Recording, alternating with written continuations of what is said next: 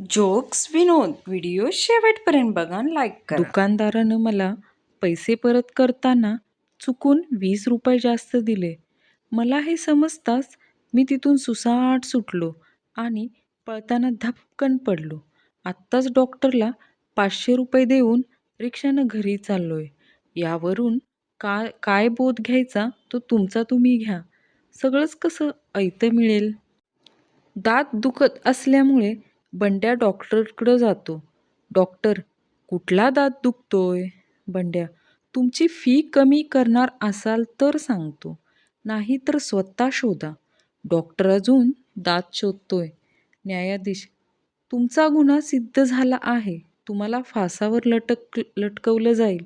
म्हण्या, ते ठीक आहे, पण उतरवलं कधी जाईल? दुकान पण उघडायचं आहे मला. मनी, या जगात खूप लबाड माणसं आहेत. जनी, का? काय झालं? मनी, आज सकाळी दूधवाला मला 100 रुपयाची फाटकी नोट देऊन निघून गेला. जनी, कुठे आहे ती नोट? जनी, कुठे आहे ती नोट? मनी, ती नोट भाजीवाल्याला देऊन मी भाजी विकत घेतली. वडील मण्यावर भडकतात. वडील, तू एक काम धड करत नाहीस. तुला पुदिना आणायला सांगितला होता, तू कोथिंबीर घेऊन आलास. तुझ्यासारखा मूर्खाला घरातून बाहेर काढलं पाहिजे. मण्या, बाबा, चला एकत्र जाऊया. वडील, का? मण्या, आई म्हणत होती ही मेथी आहे म्हणून. मण्या केळ्याच्या सालावरून घसरून पडतो. पुढे जाऊन अजून एका सालावरून घसरून पडतो. थोडं अजून चालल्यावर त्याला तिसरं साल दिसतं. मण्या, अरेच्चा, आता परत पडावं लागेल. बंड्या बँकेत पैसे जमा करायला जातो. कॅशियर, तुमच्या नोटा नकली आहेत. बंड्या, तुम्हाला काय फरक पडतो? माझ्या खात्यात जमा होणार आहेत ना त्या. मण्या, त्याच्या शेतात गेलेला असतो. विहिरीच्या काठावर बसलेल्या एका बेडक्याशी त्याचं भांडण होतं. बेडूक, तुला बुद्धी नाही? मण्या, आहे. बेडूक, नाहीये. मण्या, आहे. बेडूक, नाहीये नाहीये नाहीये असं म्हणून बेडूक विहिरीत उडी मारतो. मण्या, अरे नाहीये तर नाहीये. एवढ्यासाठी विहिरीत जीव द्यायची काय गरज होती? गण्याला कोणीतरी सतत मेसेज करून त्रास देत होतं. कंटाळून मण्यानं नवीन सिम कार्ड घेतलं आणि त्या व्यक्तीला मेसेज केला, मी नंबर बदलला आहे. आता मला कसा त्रास देशील? जण्या, जर प्रेम आंधळं आहे तर लग्न काय काय आहे? मण्या, लग्न डोळ्याचं ऑपरेशन आहे. सर्वांचे डोळे उघडतात.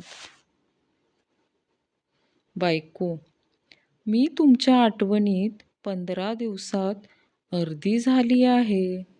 मला न्यायला कधी येताय? नवरा, अजून 15 दिवसांनी येतो. म्हण्या, तुझं वजन एवढं का वाढलं आहे? म्हणी, आमचा फ्रीज बिघडला आहे. म्हण्या, मग काय झालं?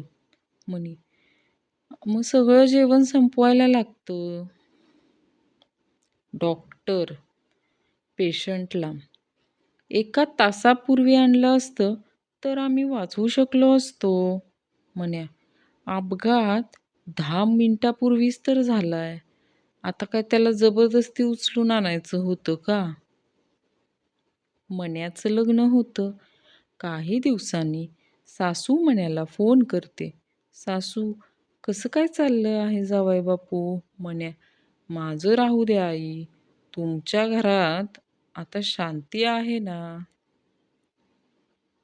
मण्या, शर्टसाठी एक छान कापड दाखव. दुकानदार, प्लेनमध्ये दाखवू? मण्या, नको, हेलिकॉप्टरमध्ये दाखव.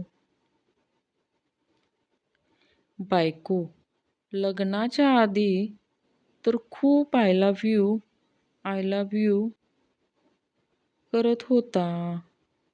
आता काय झालं?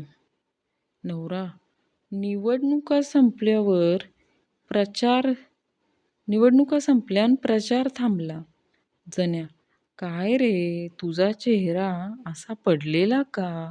म्हण्या, काय सांगू, शुद्ध तेलाच्या हव्यासापायी बायकोनं घरात लाकडी तेलाचा घाणा आणला आहे. बैलाबद्दल विचारलं तर काही बोलत नाही, नुसती माझ्याकडे पाहते. म्हण्या, आज आपण जेवायला बाहेर जाऊया. बायको, मी स्वयंपाक करून थकते असं तुम्हाला वाटतं का? म्हण्या, नाही, मी भांडी घासून थकतो. बाबा, जेवढं मिळतंय तेवढ्यात संतुष्ट राहायला शिक. म्हण्या, नेमकं रिझल्टच्या दिवशी तुम्ही हे कसं विसरता? जीवशास्त्राचे शिक्षक पाल कोण आहे? म्हण्या, पाल एक गरीब मगर आहे. तिला लहानपणी पौष्टिक आहार मिळाला नाही आणि ती कुपोषणाची शिकार झाली. भिकारी, साहेब, 1 रुपया द्या. 3 दिवसापासून उपाशी आहे. म्हण्या, 3 दिवसापासून उपाशी आहेस, मग 1 रुपयाचं काय करणार? भिकारी, वजन करीन, किती घटलं आहे ते पाहीन. जण्या, मित्रा, तारे का चमकतात? म्हण्या, तू सायन्स घेतलं होतंस का? जण्या, नाही. म्हण्या, ते आजोबा आहेत, हसतायत. जण्या, मित्रा, तू केस इतके छोटे का कापलेस? म्हण्या, केस कापणाऱ्या काकांकडे 3 रुपये सुट्टे नव्हते. मग त्यांना म्हटलं, 3 रुपयाची अजून केस कापा. जण्या म्हण्याला, हा फोर्ड काय प्रकार आहे? म्हण्या, अरे गाडी आहे. जण्या, मग ऑक्सफोर्ड काय आहे? म्हण्या, अरे ऑक्स म्हणजे बैल आणि फोर्ड म्हणजे गाडी, ऑक्सफर्ड म्हणजे बैलगाडी. एका व्यक्तीने नुकतंच लग्न झालेल्या व्यक्तीला विचारलेला प्रश्न, लग्नाच्या आधी तुम्ही काय करत होतात? लग्न झालेल्या व्यक्तीच्या डोळ्यात पाणी आलं आणि म्हणाला, जे मनाला येईल ते करत होतो. डॉक्टर, उद्या तुम्ही तुमच्या नातेवाईकांना भेटाल. म्हण्या, डॉक्टर साहेब, माझे सर्व नातेवाईक स्वर्गवासी झालेत. डॉक्टर, मला माहीत आहे.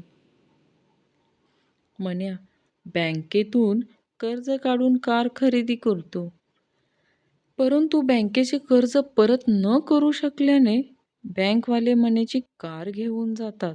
म्हण्या, अगोदर माहीत असतं तर लग्न देखील कर्ज काढून केलं असतं. 4 मित्र ट्रेन पकडण्यासाठी चालत्या ट्रेनच्या मागे पळत असतात. त्यावेळी दोघे ट्रेनमध्ये चढतात तर ट्रेनमधील माणसं म्हणतात, खाली राहिलेल्या त्या दोघांना जायचं होतं, आम्ही त्यांना सोडायला आलो होतो.